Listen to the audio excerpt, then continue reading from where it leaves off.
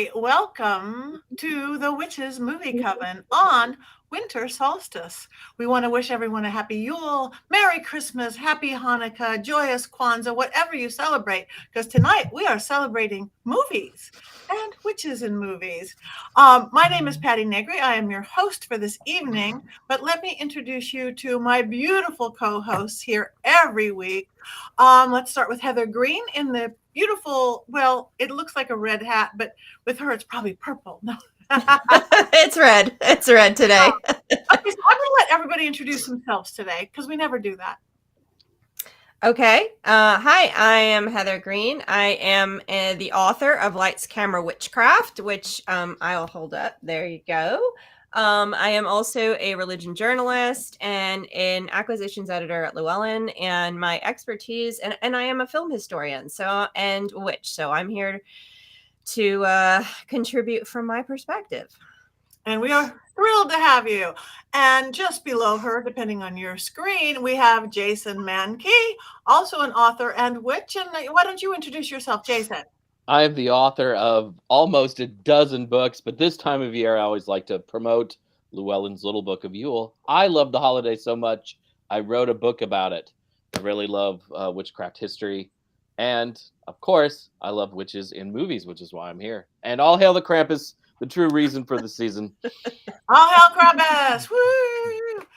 Thank you very much. And next we have, depending on where you are, is Courtney. Say hi, Miss Courtney Buckley. Hi, that's me. I'm Courtney Buckley. I am a witch, not a very good one, but a witch nonetheless. I'm ghost bait on Scared and Alone. I work in tourism in Salem, Massachusetts, and I am the chauffeur for Black Phillip out and about on all of his adventures. And I love movies and I love to talk. So here I am. Perfection. And then next, we're saving the magic for, well, not even quite last, Richard-Lael.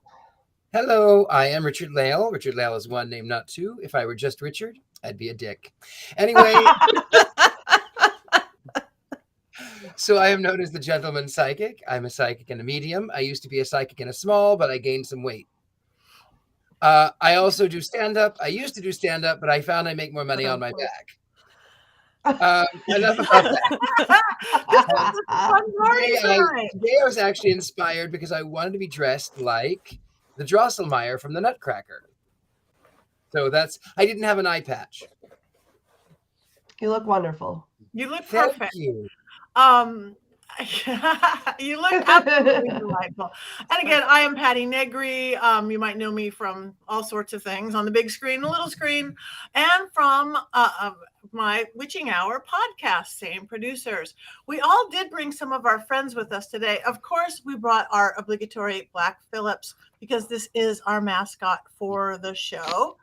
And then I brought Belle. Everybody, wait, look at the camera. She's so... Belle, my haunted 100-and-something-year-old doll. And then I brought her friend Cheryl, who is not haunted, but spirits like to move around a lot. So they had the right color dresses, so I thought I would bring them in. Heather, who do you have with you? I have Kirsten. So here she is. She's restored. I restored her, and she is a big fan of Krampus. Look at her outfits. She's a huge fan of Krampus. American Girl doll from a long time ago. And I'm also working on another restore, which she's really looking forward to being friends with your doll, Patti. So I just thought I would bring her out because she is really one day I'm going to bring her back out and she's going to be all fancy like yours, but she is looking forward to being friends with your haunted doll. So I'm looking forward to that. Yes. Witchy dolls. I have a few others, but I won't bore you. I want to know who's over there with Richard-Lael, because that face is something really interesting. And Richard-Lael. So, I found this guy online and he comes from England and he's really, really tall. It was in a haunted doll group of all things, though I don't think he's haunted. He's just creepy.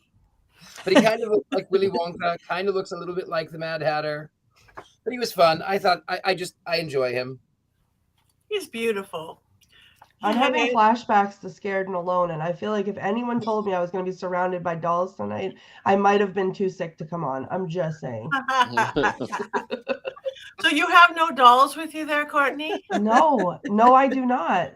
I have one maybe that I feel like I might like, but she's not here, and maybe we'll see. I don't know if I'm ready for that kind of attention in my home yet, but I do have Black Phillip, who is Max to my Grinch today. Oh, but I do have something festive that I'd love to share with you guys that I got. Oh, look, there's Black Phillip, a little man about town in Salem. That's amazing. And if you look closely there, you'll see, so we're in front of the Samantha the Bewitched statue that we were talking about before. And I am wearing some Witches Coven movie gear, or Witches Movie Coven merch. And you all can get yours just like me on mysterycontrol.com. So not only did Black Phillip go to Salem, but so did the merch. It was very exciting. But since it's Christmas, I want to show you guys this. I love Christmas, but I do love Halloween. So I don't have a haunted doll, but I do have a corpse ornament that I got. Of course you do. Wow, I need to get my husband with the rim shots tonight. This is good. And then this is the leg lamp from A Christmas Story, but like zombified. I also got a bloody chainsaw and a coffin, and I got them. This is a picture of the coffin. Horrornaments, and I mean, how best to celebrate Yule? So that's how I chose to do it. Perfection. Thank you. Jason, anybody in your court there? I have Skeletor. That's as good as it gets. I watched too many Robert the Doll videos, and I'm terrified of dolls as a result. So just He-Man figures. Jason, I'm proud to be on the same team as you in the doll debate. Yes, it's scary. Yeah. You do not want to go in my doll spa. There's parts everywhere, Jason. Oh. I love body parts, not doll parts. Yeah, you don't want to go back there. No. Courtney, you know how odd that sounds that you don't mind human bones all over your house, but a doll leg? Yeah, isn't that... Oh, hold on. Oh, no, I can't find it. I was going to hold up my humorous and say, isn't that humorous? But it's not in reach right now. So it's a femur instead. My husband to do rim shots from next week. Besides that, it is official Witches Movie Coven night. It is also a beautiful holiday. It is the Winter Solstice. It is the shortest day of the year. It is the longest night of the year. It is Yule. So how does any of my cohorts celebrate, or do you celebrate a special way today? And you can out there too. Put it in the list. Jason. I celebrate like a Roman, which is why I have this giant glass of wine. Yeah. December celebrations were often festive, drunken, and gluttonous, and I have decided to keep to those traditions this time of year. It seems to be going around. My iPhone keeps telling me I'm getting fat. Oh, that's pleasant. Siri is not cool. nice. I know. It's like your weight has changed these last few weeks. It's like, and then it listed like all the diet programs I could go on. It's like, how dare you, fat shamed by an iPhone? You know? All right. I'll start the diet. Yeah, that's. Wow. I should have taken a screenshot. I should have. Anyway, so how about you, Heather? Are you doing anything special for the season? Well, it's middle of the week, definitely for the season. We have a series of family things we do over December. And since Christmas itself was always a Yule celebration, we do everything on the Christmas day. Because I did not grow up Christian, Christmas was always a secular or seasonal holiday. So we just keep to that date. So we don't typically do it unless I'm doing something with a group of witches specifically. And that doesn't even always happen on the 21st, because if it's in the middle of the week, people are working. So it's either a private ritual that's more witchy, and we do the big family stuff this weekend, and I've been prepping for shopping for food and cooking and cookies and all of the good stuff. And all of the stuff for the Saturnalia stuff that Jason was talking about, we're delaying it a few days. Beautiful. How about you, Richard-Lael? Well, I went on a sleigh ride in my one horse open sleigh, Mr. Satan. You know, why not? So, so I did go on a sleigh ride with that. There's no snow, but it might as well. And then my birthday is New Year's Eve, so I like that because more people celebrate my birth, the birth of Christ. So, you know, everywhere I go, it's my birthday. So that's fun. There's always a party. So that's what I do for the season. It's sort of, I mean, if I do something for Yule, it's usually very sort of self, and I'll light a candle and sort of welcome the light, as the case were. So that's what I do. Beautiful. Courtney? Well, so I did something pretty magical this past weekend. There's a place here in Massachusetts called Old Sturbridge Village, and it's like set up like a period style town, and you have all the little buildings that you can go into and learn about, you know, whatever colonial times or whatever, and they like do the actual things, and they're dressed up in period clothing, and they do like a festival of lights. And a couple years ago we went for the first time, and I was having a really hard time that year with my mental health, and I couldn't find the spirit of Christmas anywhere, and I found it when I went there, and I was so filled with it that I think over the last couple of years through COVID and not going, I built it up in my head, and I thought, you know, it was going to be this huge magical event, and I was afraid that I was going to get disappointed. But we went this weekend, we walked in, I started to cry because I felt it was so beautiful, and then it started to snow just a little bit, and we got to take a horse-drawn like carriage ride, and we got to see them make like wooden toys. But there was they called it the wishing bridge, and it was on this beautiful dark path around a pond, and there was a covered bridge, and inside they had lit trees, and it was just plain white lights, and they were covered in these like little brown paper tags. And the people, I'm getting emotional just talking about it, everybody walking through was encouraged to write a wish on the tag and hang it so you could walk around and read everyone's wishes. And that was very emotional. My son wrote a very emotional wish, and it was beautiful. And so I feel like, you know, sometimes I struggle, but I find that Christmas, that magical spirit in different ways. And I think I found it this weekend. But our Christmas does look different this year, and I am looking for some witchy ways to celebrate and to add some new traditions. So if anyone has suggestions on how to incorporate that, I am all ears. Okay. Anybody else? Who did we miss? Nobody? Patti. What are you Joy doing? and Jason. Okay. I have been celebrating for days and days, starting out with, the season is about the return of the light, as Richard-Lael said, whether the Christian, the Christ thing, or the pagan, the Yule, the returning of the light, as the days get longer. So I went to the LA Zoo. Anybody's in LA, and they took the zoo, but put this amazing, I don't know, light show all around. You don't see many animals, but sometimes you hear them in the back. And there's certain areas that you go into and they say, shush, quiet, animals are sleeping. And there's something so magical. Know that there's these beautiful light shows around all these beautiful animals. I know zoos can be controversial, but I think this one's pretty good, and they're trying really hard, and they have really beautiful habitats for most of their animals. So that was how I started it. Tonight, the solstice itself, I'm actually having a vampire witch celebration. Everybody, as soon as we go off here, I have a group of people coming, and we're going to celebrate my saber-tooth family with the ritual that we do there to celebrate with some Black Mirror work and some candle work. And then tomorrow, a coven I work with is gathering to do some Yule work. And it's a time, really, it is a celebration. It's not an exact, like certain other holidays that you dance around the maypole on Beltane, you do this or that. It's, to me, it really is maybe a Yule log, bringing in the light, celebration, stories and things. You know, now we get to Saturnalia, you know, again, there's the let's drink and party and put our clothes on upside down backwards. That's a whole different party, but I haven't had one of those yet this year. There's still time. Lots of time. Just wait. Just wait until we go off the air, or I have another glass of wine during the show. Who knows what will happen? Catch it live on my OnlyFans later. Subscribe. That is funny.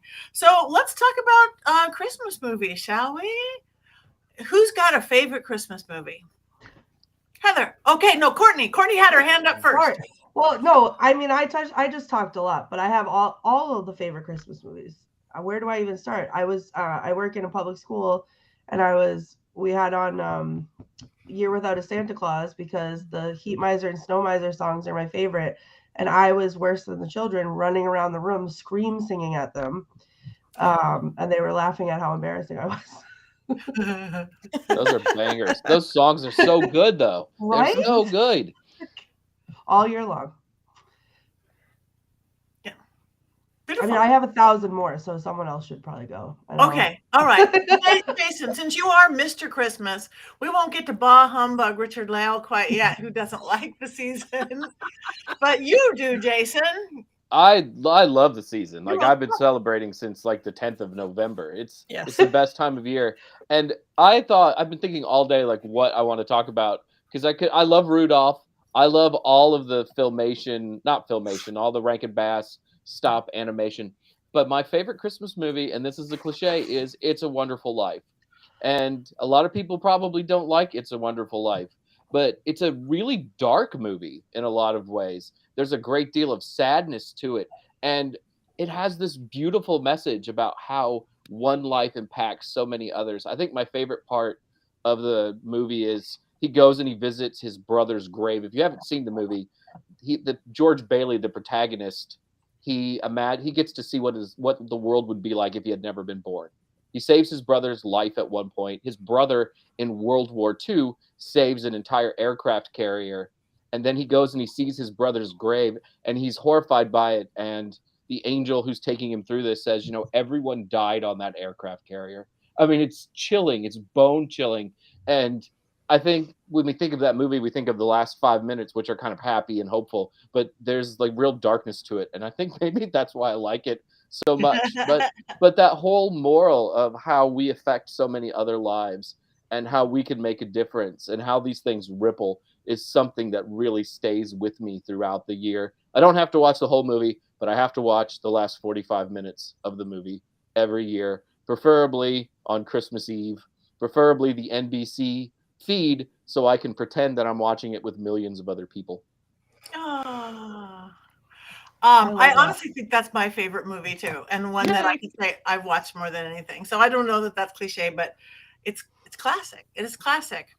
I have a question though before we go on. Why is it we, as witches, and we are all lovely witches of slightly different paths and things, why do we so embrace the dark? We do, don't we? I think more it's fun. because... I think. What? I think it's more fun. I think it's about acknowledging the reality around us. I mean, I think too often people just focus on one thing, and you can't have the light without the dark. You have to have both sides of the equation, and I think witches are just more cognizant of that. I think I agree, because again, I'm a good witch. I work light, all this stuff, but we love the haunted this and the dark this and the spooky movies and the spooky everything. I think it's just life. Just wondered because I mean, you're going, It's a Wonderful Life. It's dark and we like it. I think at least like in my limited form of practice, like I tell people all the time, because when I say I'm a witch, they like gasp and oh my God, it's what? Like, but it's, are you a bad witch? Well, sure, I guess sometimes, because in my practice, like I don't necessarily believe in good and evil. I believe in balance. So if someone does a bad thing and I need to do something bad to right that bad thing, then to me, that's not a bad thing. That's balance. Like it's, I don't know. I don't know how to put it into words better than that, but I think, there's also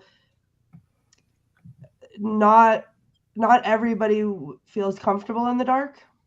And I feel like where we are comfortable with ourselves and the way that we practice, we have to be free and, and open to things, then we're just naturally more comfortable with that dark side because, that's part of it.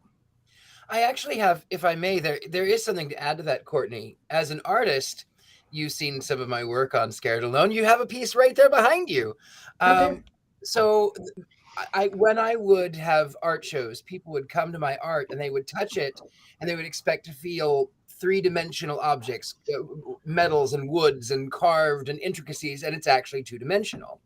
And I liken it unto witchcraft because I tell people that the light, everything is contorted and it's twisted. The light can make someone's pink hat look red and someone's red hat look pink.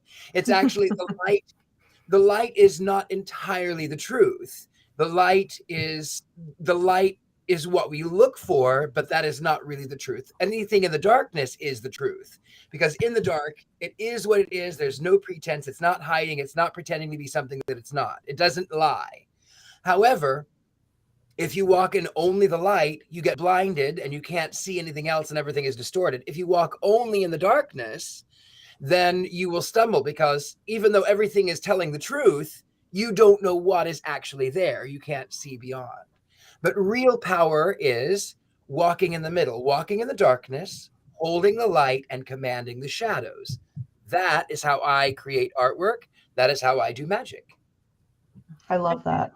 Mhm. And I Very always nice. think, working in the paranormal world and working in the whole ghosty world and all that, if you bring a candle into a room, you bring the light, then you get to see all the shadows. You get to see the dark. You get to see it. So you need both. Mhm. You need I love that. both. Balance. Or you can't see it. If it's just in the dark, you're right. You tumble over it. You can't see anything. You need a headlamp. Anyway, I totally off track. I just went there. So, all right, who has another favorite movie? My dolls are getting restless. Well, I oddly enough, being a lover, film lover, when I think of this holiday, I think of all the specials. I don't think of a particular movie, although A Wonderful Life is fantastic. I did not watch it every year. And I love the actors, and I love even A Miracle on 34th Street. I do not like that movie, although it's one of the classics that people watch every year. I think of Rudolph the Red-Nosed Reindeer. I think of A Year Without a Santa Claus. I think of those I grew up on.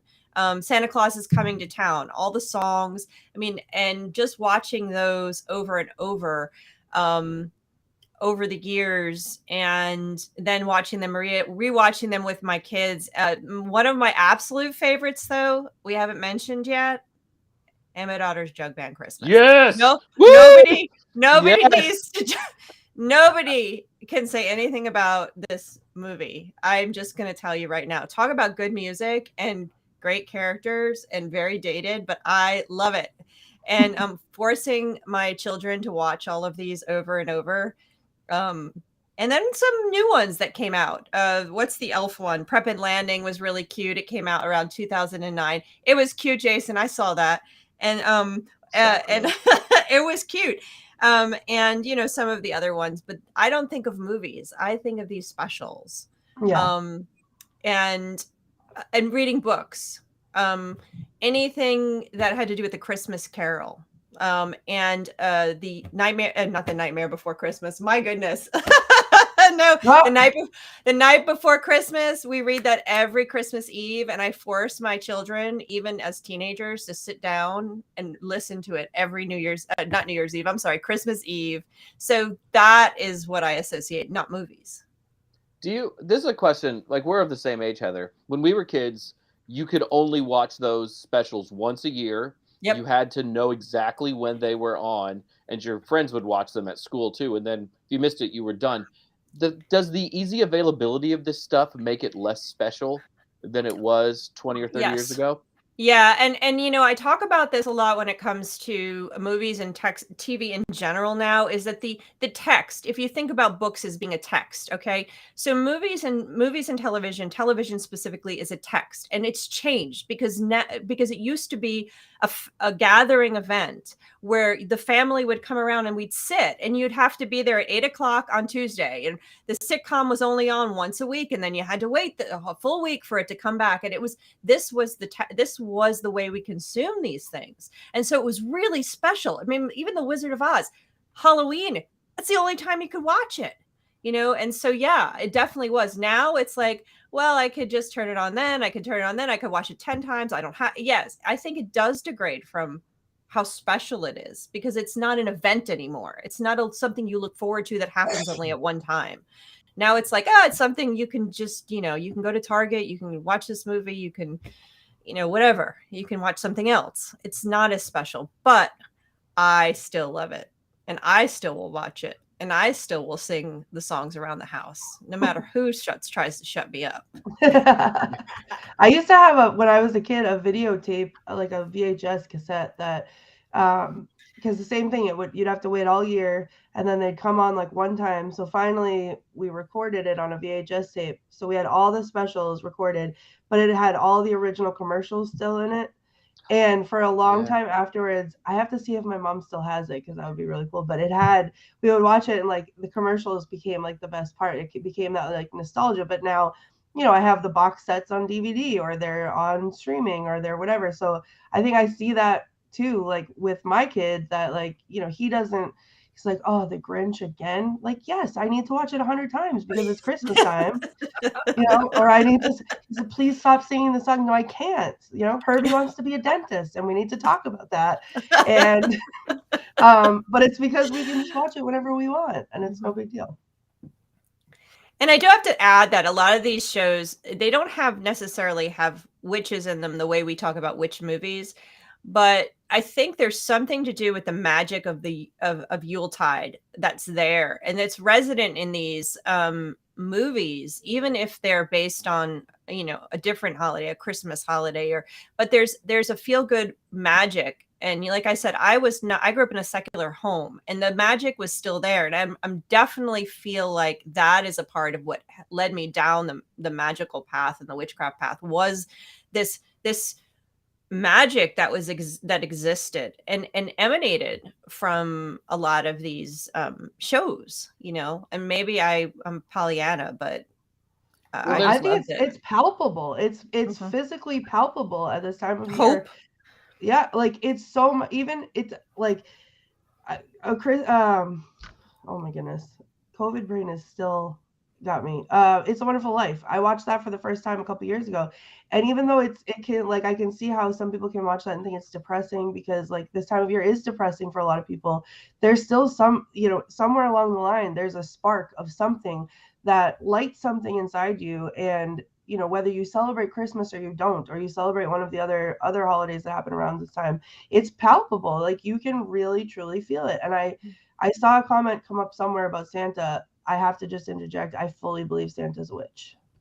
Hot take. Well, I love the Rankin Bass things because there's no religion in them whatsoever. Yeah. It's just magical stuff. There are some Rankin Bass specials which are specifically religious. Nestor the long-eared donkey, for instance, and the little drummer boy. But the ones that people actually like and watch are not religious. Rudolph, there's no "we're flying for Jesus" stuff in it. You know, it's just not there. All of the Santa Claus, Year Without a Santa Claus? Yeah. And Santa Claus is coming to town. None of those have anything really religious in them at all. It's just magic. And that's what makes this time of year so special. This is the time of year when everybody believes in magic. Yeah. Nobody says, "Oh, it's 4th of July magic." It's Labor Day magic. It's Christmas. You know, not even Halloween doesn't really have that association in the mainstream culture like this time of year does. This is the most magical time. Yeah, I agree. I grew up in a secular household too, very much so. And I didn't even know it was a religious holiday. It was Santa. It was a tree and presents and Santa Claus. And that's as much. Why do I have these weird shadows on my face? It's the doll. I didn't know. We would pass a church and I'd see baby Jesus in a thing, and I just thought that was another one of the stories of like Santa. Yeah. So, but it had magic. We had lots and lots of magic. Well, there is a lot of, not only is there an association with magic, but actually specifically there is L. Frank Baum wrote The Life and Times of Santa Claus in 1901. And so it's again, The Wizard of Oz. So it is about witches and magic. So absolutely. Now, I grew up religious, but it was different for me in my household. My parents did not believe in Santa because they said we worked hard. We were the ones who bought you that, not some fat old man who steals away in the house. I did that, not him. So my parents were kind of realists that way. Also, I think they wanted the credit, which I think was kind of great actually. But they definitely believed in the spirit of Christmas, the feeling of. So I even though I'm a bit of a bah humbug, I there are elements that I do actually really like. I have a question which probably might have to start with Heather. Robert Hicks, my beautiful friend, Robert Hicks says, there's really nothing in the way of Christmas movies that contain witches. Is there, or is there?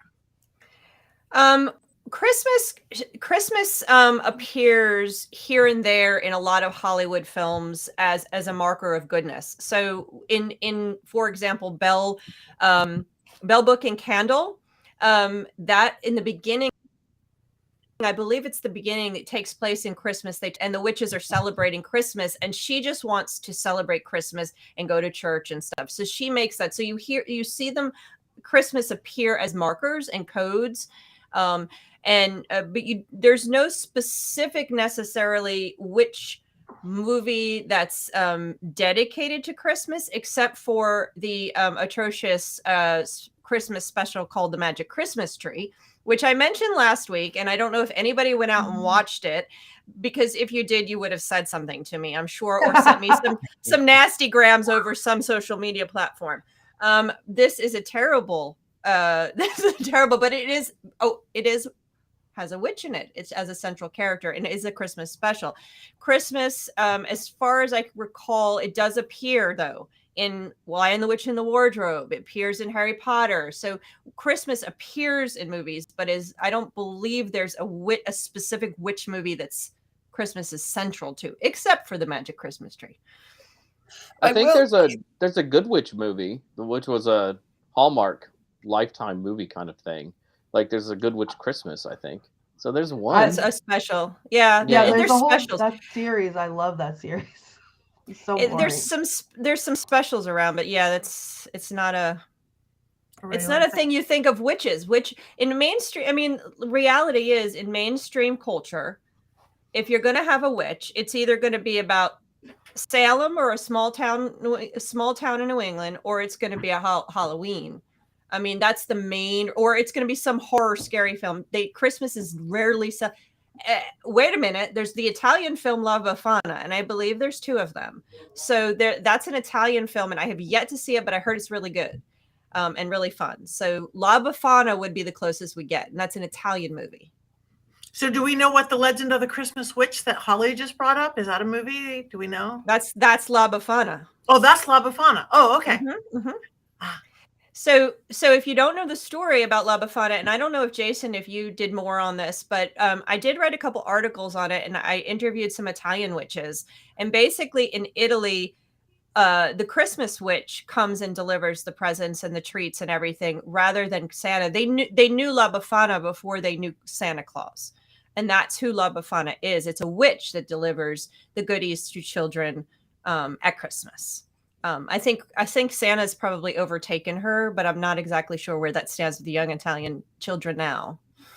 She's making a comeback though, because people are really interested in those more indigenous sort of gift givers in areas. Mm-hmm. And I'll also say too, it's really cool. The last 10 years, we've seen this sort of eruption of interest in figures like the Yule Goat, La Befana, and the Krampus. I mean, there's something magical happening, right? And these figures are sort of rising back up. And they're not going to replace Santa anytime soon, but I think that they can stand side by side with Santa, or the Krampus can put Santa in his backpack and take him to hell for a little while. Huge. Here we go with that dark again, but Krampus is huge these days. Yeah, I don't even think I knew who Krampus was when I was a kid. Mm-mm. No, I didn't. I didn't know about La Befana. I didn't know about Krampus. I knew about Satan. But I didn't know about, it was all Santa Claus. I didn't even know there was a Hanukkah Harry until I was in my teens, and my family's Jewish. So I didn't know there was a Hanukkah Harry until I was 30. I think it's a joke. It's John Lovitz from Saturday Night Live, right? Oh. Hanukkah Harry. It's a joke. He's not a real thing. No, Hanukkah presents are not delivered by Hanukkah Harry. I can attest to that. Okay. We should chat a little bit about A Christmas Carol and all the different versions therein. Who wants to start with that? Who knows? I do. No.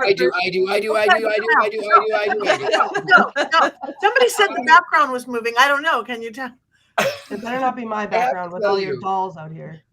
With A Christmas Carol, as much of, like I said, as much of a bah humbug as I am, I absolutely love the fact that these spirits have haunted this man who finds the error of his ways. However, I kind of have an alternate view.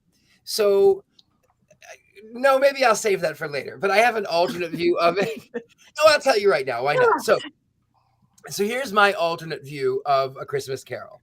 So Ebenezer Scrooge, whose partner in business had died, what was it, 7 years before that very night.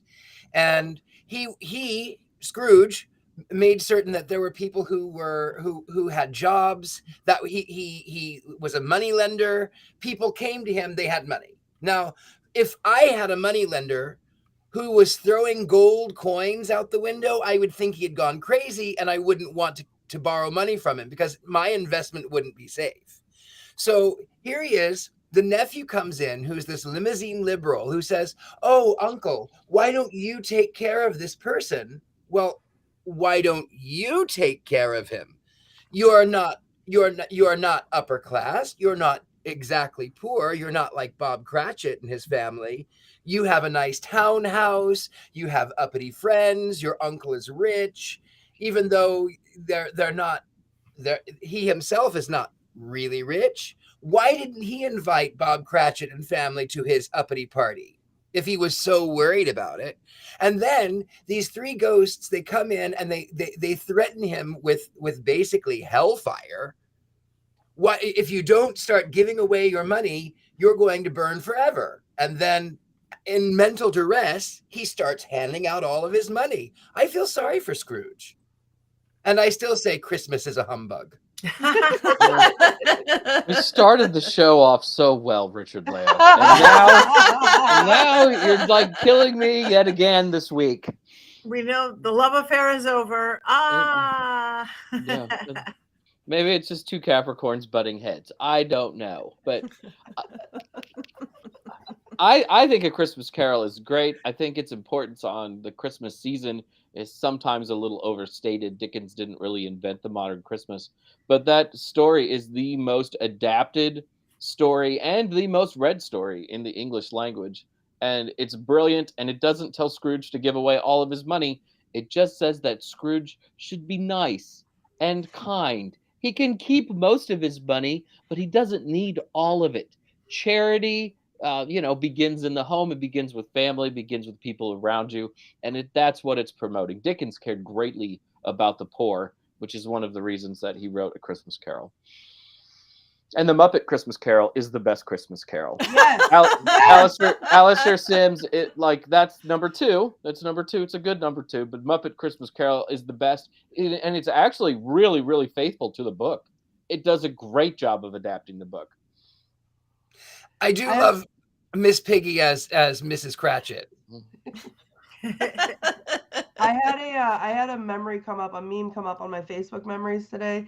That it was like, let's not forget that this is also the time of year that we celebrate ghosts haunting employers into paying their employees a livable wage, which I think is really funny. But I have to agree, the Muppets Christmas Carol as a kid, like A Christmas Carol, I feel like in my childhood was the only Christmas movie that they would let us watch in school, like coming up before the Christmas break, because it was also, it was literature, so it was they could get away with it. So I had seen a lot of different versions, but like nothing scared me, nothing drilled fear into me like the Ghost of Christmas Future from A Muppets Christmas Carol. I don't know if anyone else felt the same way, but it was like the scariest thing I'd ever seen. But I love that movie so much. Ghosts can be scary for people, but puppet ghosts? Thank Muppet you. Ghosts. Okay. Yes. It's Okay. very scary. I mean, when they would do their ghosts and in their regular show back when I was a kid, I would be terrified because that's just not a ghost, but that's also a Muppet ghost. It seems worse. But this story to me is Christmas. I agree with Jason. The Muppet Christmas Carol is fantastic. I also watched. I was a big Disney fan, so Disney did a version of it with Scrooge McDuck. And I love it, but no matter which version that I watch, whether it's a serious version, whether it's a Muppets or cartoons, I just can't stop crying as soon as he says at the end, what's the line he says at the end? And now I'm going to forget. God bless us, everyone. The little Timmy. And when he says that, that's it. I'm done. Give me like an hour to recover from that. It's just it's a moment in everyone when they capture it right. Everyone except Richard-Lael. And if you're short on time, that is very true. Thank you, Courtney. If you're short on time, the Disney version's actually pretty good because I think it's only 20 minutes. It moves really fast. Yeah. Though the ending is a little messed up where they like really fast forward through everything and Scrooge shows up at Bob Cratchit's house. That just killed me. It's like, no, this is not how it ends. But other than that, it was a special. It was a short special, and when it and the little mouse at the end, God bless us, everyone. Oh my goodness, I'm done. And Miss Piggy, yeah, whatever.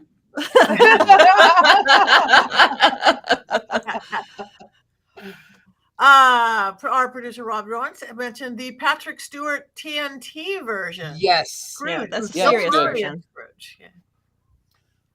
Sir Patrick Stewart, that one is one of my favorites, though I have to admit, I really love the Kelsey Grammer version.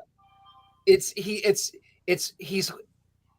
not good, but I really love it. It's a musical, and it's good because it's bad, but it's not so good, but I love it. I do love that one. Also worth checking out is Spirited, which is the new it's a kind of like an adaptation, but it's sort of like after A Christmas Carol, and that's got Will Ferrell in it and Ryan Reynolds on streaming on Apple, and it's a musical and it's really fun. They did a good job with it. Is that new? I don't know if that's. It just came out this year, and it's nice to see somebody try to take this story forward. And it talks about all the ghosts wanting to haunt a new person every year. So it's really sort of a fascinating take on it. Highly recommended. Highly recommended. I like to jump in here. Someone mentioned the Polar Express in the chat, and I think part of what we're talking about is this love at this time of year for storytelling, and I think that's part of Dickens' the lore of it and the attraction to it is it's a great story, and we love to retell these stories at this time. It's part of the magic is the storytelling. It's again like A Night Before Christmas. That poem is read every constantly, and then we see Polar Express is a more recent story, but it's one of the really big ones, and my kids loved the Polar Express, and it also captured the magic that we're talking about. In fact, there's a train just north of here. I'm in Atlanta, just north of here in Chattanooga, that there's a train that runs, and they dress it up and do the whole thing like the Polar Express, and you can go and take your kids and you get chocolate and hot chocolate, and they take you out. It's a whole big thing. They do Thomas the Tank Engine in the summer, so it's kind of their thing, but they do the Polar Express, and it's a big thing they do down here. So that one is another one that's another great story. And one of the things I love to do was I would bring out the holiday books and the holiday stories from the old ones like Dickens to the more modern ones like Polar Express or I don't remember some of the other stuff. And the kids loved it. Reading the stories around the fire when it actually was cold here, or around the Christmas tree, or around the Yule tree and Yule log. So I think that's part of it too. Can I hop in for 1 second on Polar Express? Because yeah, sure. Heather, you were just talking about like that one line in A Christmas Carol making you cry. And the Polar Express, I love. The animation to me is terrible, but the story is great. And it took me so long to figure this out, like for me to get this, probably within the last couple of years, and I don't know why. But that one scene where that little boy doesn't believe in Santa, and then he gets dropped off at his house, and it's like he's the poor kid. and that's why he doesn't believe in Santa, because he doesn't get presents, and then he believes because he gets a present. Like, I don't know how it took me so long to figure out that that's what that was. But when it did, now I cannot watch that movie without my soul being ripped from my body and like wanting to go out and buy presents for all the children who can't have presents. Like, but I think that is part of the magic. Like, you feel, I'm a person who likes to spread kindness. Like, I'll pay for a car behind me in a drive-thru or whatever it is. But like at Christmas, I would give the shirt off my back just to make sure that everyone can experience the magic. And I think it's like the magic taking on a life of its own almost. But that scene in Polar Express literally tears me apart every time. Aww. It is. That's part of the magic. I like movies like Elf, though, that don't make me cry. Elf is one of my favorites. Will Ferrell, come on. Santa, I know him. Elf is just amazing from start to finish. It's so much fun.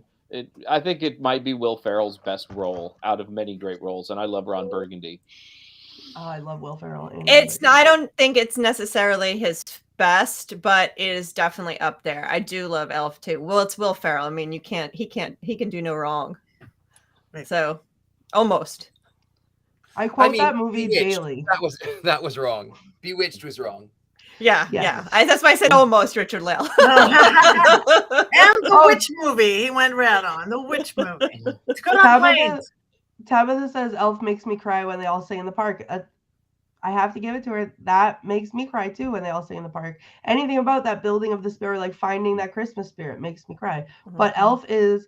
My son gets so mad at me because he doesn't like that movie because of how many times I've made him watch it. It's like it's played out in our house, but I have to secretly watch it by myself like 12 times a month, every month. That's good. I don't know. I can't watch. I mean, I could watch something once a year for 12, 20 years. I can't watch something 12 times in a row. I can't. Oh, I could rewatch it over, because you know how bad I want to eat that plate of spaghetti, like with the Pop-Tarts on top, and I can't. I just can't. So I just have to watch him do it over and over again. You're an adult. I mean, you can do that. I don't think you should, but you can. Jason, thank you for that permission. I appreciate it. Treat yourself, right? Like I'm gonna allow it. That's what the Romans would have done on Saturnalia. They would have eaten spaghetti with Pop-Tarts. Maybe next week. Mm-hmm. Next week on the show, I'll have it. Oh yeah, and momentarily we're going to talk about next week but last but not least, who do we think is the best Santa? Who's ever played the best Santa? Billy Bob Thornton. Billy Bob Thornton. Well, Rob says Ed Asner is the best Santa, but who was the best Santa? I don't know. I loved Krampus as Santa. That was my favorite. That was my personal favorite. I don't know. I'd have to go and I need to think about that. That's hard to say. I wasn't joking when I said Billy Bob Thornton. I love that movie. I know Ed Asner. He's pretty Santa-like. He is good. Mickey Rooney was the voice of Santa in some of those Rankin Bass specials. Yeah, I think he always will be Santa to me. Yeah. Okay. That voice. Before we end, because I want to talk about what we want to do for New Year's movies, if there's witchy New Year's movies.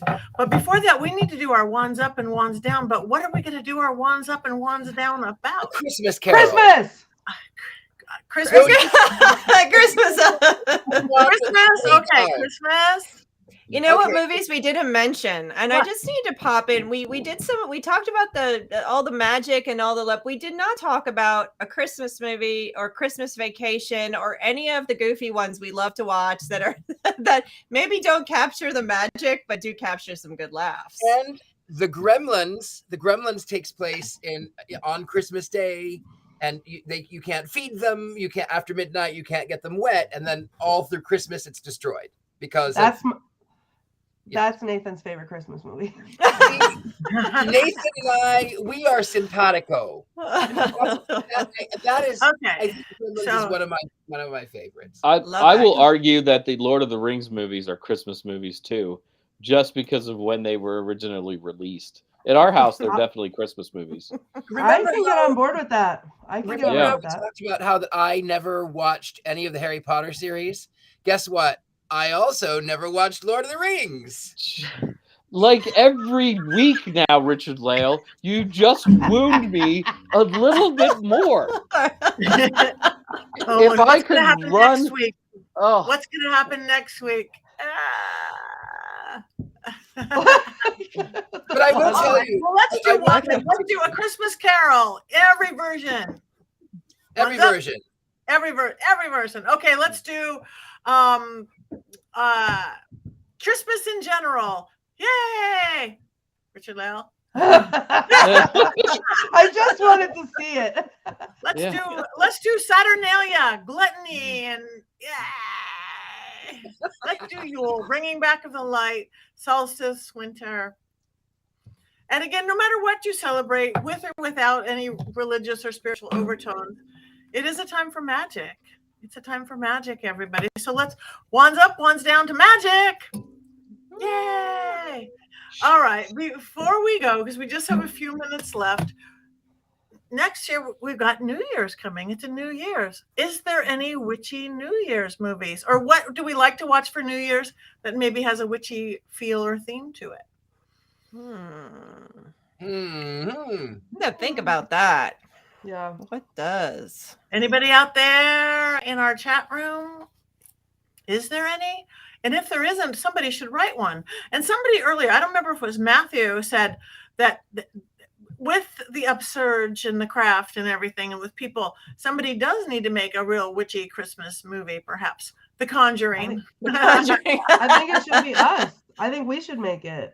We should make it. All right. On a Zoom screen like this. Yes. Exactly. There is Rudolph's Shiny New Year, which doesn't really have a witch in it, but it does have Benjamin Franklin and a caveman and a whale named Big Ben, and of course like a little baby New Year named Happy. Yeah, his name was Happy. I love that one. I have that on DVD and I've never watched it. And guess what I'm doing tonight? And it has the original voice of Rudolph, because that is the only voice of Rudolph. Yes, I love it. Mm-hmm. Really? Yeah. Okay. I don't think we could build a show around that particular Franken Bass episode, though. We would really be treading water for the hour. All right. Well, we do want to wish everybody a happy holiday. I want everybody to, again, quickly just say what's going on. If you have anything that people should watch for, live appearances, your website, your social media, etc., etc., etc. This week, why don't we start with Richard-Lael, because you got the cutest wig of the group. Well, thank you. It's all my hair. I grew it naturally, of course. Yay. Anyway, so you can find me. I'm easy to be found. But I'm pumped. I am the Gentleman Psychic. You can find me on thegentlemanpsychic.com. That is the best way to reach me. Or if you can find me on Facebook, Richard-Lael Lillard, Instagram, Twitter, not Twitter, and I'm not on Twitter anymore. Anywhere other than Twitter, all of the other medias of social, that's where I am. Richard-Lael Lillard. And it's only one spelling. There's only one spelling. That's it. That's all I have. Thank you. Courtney. That's me. You can find me on all the socials at the Femes, which is short for femur. I am on Instagram with Black Phillip. That's where you can keep up with his adventures. We met a celebrity in Salem this week, so you can check that out. You can find me on Twitch. I play horror games, so if you want to scare the pants off me, you won't be able to see it, but it will happen. And then you can also watch me as Ghostbait on Scared and Alone at scaredandalone.com. And, just as a reminder, Hail Santa. So that's how I feel about the season. But yeah, that's it. Perfect. Thank you. All right, Jason. I'm Jason Mankey. I can be found at every social media platform, including Twitter, until it shuts down next week. I just had a book come out called Modern Witchcraft with the Greek Gods, which I talked about on Patty's show a week and a half, just a week ago or so. So that's really exciting, and it's a quiet time. But in February, festival season starts, going again, and I'll be in Detroit for the Great Convocation Festival. Thank Thank you. Bless you. Thank you. I had no hands to mute. Oh All right, Heather. My babies are crashing everywhere. no.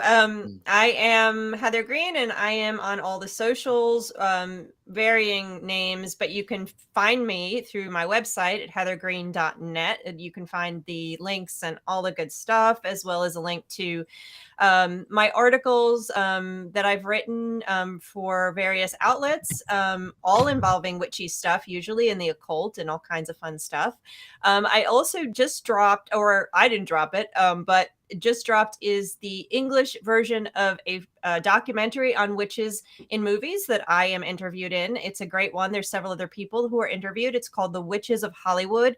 You can rent it on Amazon. I think it's on Peacock and maybe Hulu or Tubi or some of the other places you can find it. But it's called The Witches of Hollywood, and it's got a really good, really obvious promo white with a big witch hat. So there we're talking about witches in movies as well. It's a French documentary, but it is in English. And so that just happened. And yeah, like Jason said, I'll start appearing in places come the new year, different stuff. So I'll be talking about that in a few weeks. Beautiful. Thank you so much. I am Patti Negri. Find me here every Wednesday. Find me on The Witching Hour, drops fresh every Monday, everywhere you get podcasts. My live appearances start in February too, staying home in January. I've got the Dark Water Cruise coming up to the Caribbean. I've got all sorts of paracons and things. So follow us all, like us all. Patti Negri Psychic Medium on Facebook, Patti.Negri on Instagram. Twitter's Patti Negri for the next week that it lasts. So think about holiday or New Year witch movies for next week. So you guys can put into our chat room. You can go to our Witches Movie Coven page on Facebook and tell us things you want us to talk about, or think of a movie that we haven't thought of as a New Year or witchy or beginning of the year movie. We would love to hear it.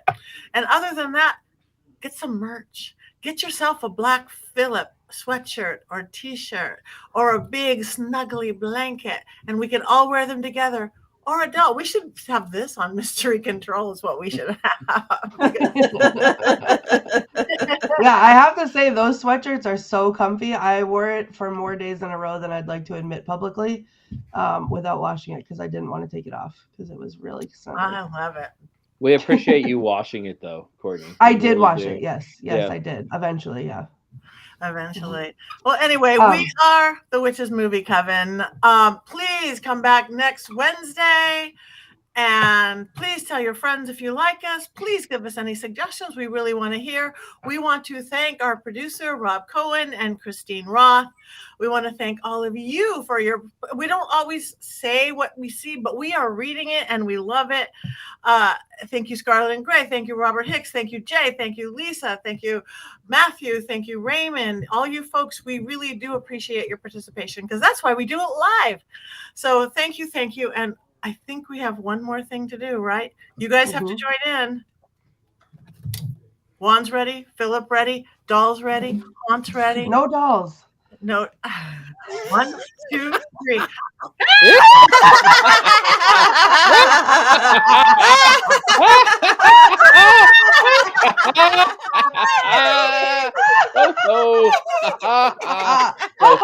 We're the Witches Movie Coven, and you're a member. I love the ho-ho-hos. Yeah. For a limited time only.